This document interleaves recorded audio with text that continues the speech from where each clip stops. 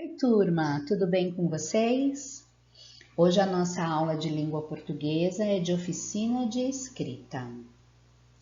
Então, você vai precisar do seu caderno de língua portuguesa, do seu estojo. Se você tiver aqueles papeizinhos coloridos, os post-its que a gente usava em sala de aula, você pode pegar também. Se você não tiver, não tem problema, você vai poder usar lápis de cor ou canetas coloridas, como você preferir, tá bom? O importante é deixar essa lição bem bonita e bem colorida, ok? Lá no seu caderno, na parte do fundo, a gente tem separadinho os momentinhos de oficina de escrita. Dá uma conferida para mim, mas eu acho que a nossa última aula foi a aula da teia. E se eu não me engano, ela era a aula 8. Se for isso, essa aqui é a aula 9. Mas você confere, por favor. Você vai fazer cabeçalho numa folha nova, pular uma linha, escrever aula número e põe o número correto depois que você conferir. Palavras de transição. Esse é o título da nossa aula, tá bom? Então vamos lá. Na aula de hoje, você vai fazer um registro um pouco grandinho. Você vai ter que copiar toda vez que mudar a tela aqui da nossa filmagem. Cada vez que mudar, você vai ter um grupo de palavras diferentes e cada grupo pertence a um momento diferente da sua história. Você vai conseguir ver comigo. Tudo deve ficar anotado no seu caderno. Você pode anotar cada grupinho em um post-it diferente e ir colando, ou você pode fazer cada anotação de uma cor diferente para destacar, ou se você quiser, você pode fazer todas as anotações de azul e depois pintar o fundo com lápis colorido, cada grupinho de uma cor diferente, também fica bonito, tá bom? A gente vai começar com a definição das palavras de transição. Então, anota aí. Palavras de transição são aquelas que estabelecem relações de sentido entre as expressões, frases, orações ou parágrafos de um texto. Pode ser uma única palavra ou uma expressão.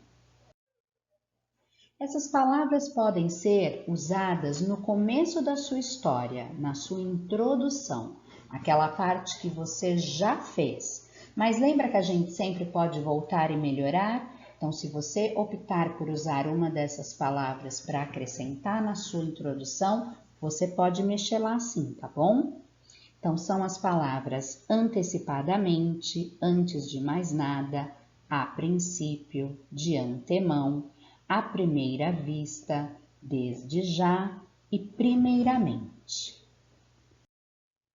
Depois tem palavras que podem ser utilizadas para indicar tempo. A partir da próxima aula, a gente deve começar a escrever o desenvolvimento da sua crônica. E você vai precisar indicar o tempo da sua história.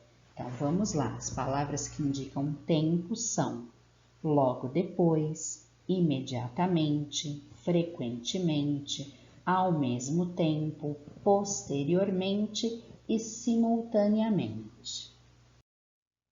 Elas também podem indicar ideia de continuação, querendo terminar um parágrafo para continuar no outro. Ela indica que a história ainda não acabou. Por exemplo, ainda mais, por outro lado, do mesmo modo, bem como, juntamente com.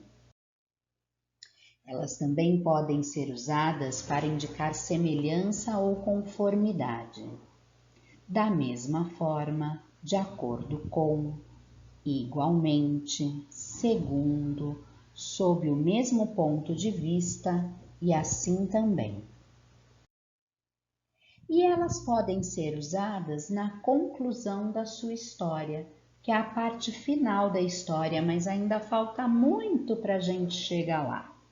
Quando você for escrever o final da sua história, você pode usar as seguintes palavras: enfim, em síntese, em suma, definitivamente, afinal, dessa forma, assim, logo e em conclusão.